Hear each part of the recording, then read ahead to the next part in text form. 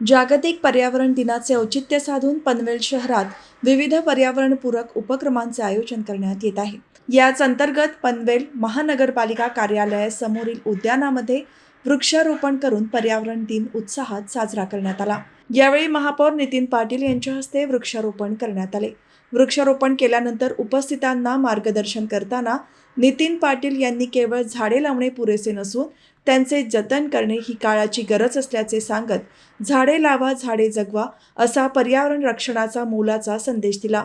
यावेळी माजी नगरसेविका सुहासिनी शिवणेकर, सुरेखा मोहकर, नीता माळी, डी.आर. भोईर, भाजपचे शहर सरचिटणीस रुपेश नागवेकर, उपाध्यक्ष डॉक्टर विलास मोहकर, वृक्षारोपण कार्यक्रमाचे सहसंयोजक प्रीतम म्हात्रे, प्रभाग अध्यक्ष महेश सरदेसाई, उपाध्यक्ष संजीवनी खिल्लारे, सुधीर देसाई, सचिन नाझरे, राजा चव्हाण, बाबू डिसूजा, शीतल संसारे, जोशना माळी यांच्यासह अनेक मान्यवर उपस्थित होते।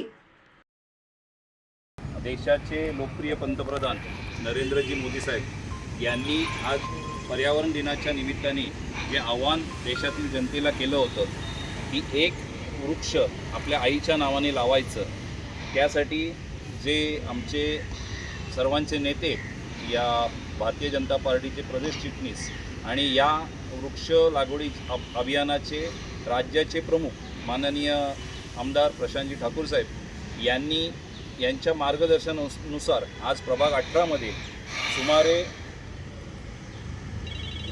160 वृक्ष याची लागवडीची सुरुवात आज या इथे अभियानाद्वारे सुरू झालेली आहे। आज सर्व प्रभाग 18चे सर्व सन्माननीय माजी नगरसेवक असतील, सर्व सन्माननीय पदाधिकारी असतील, बंधू असतील, भगिनी असतील, या अभियानामध्ये अतिशय आनंदाने आणि सक्रियतेने सहभागी झाले।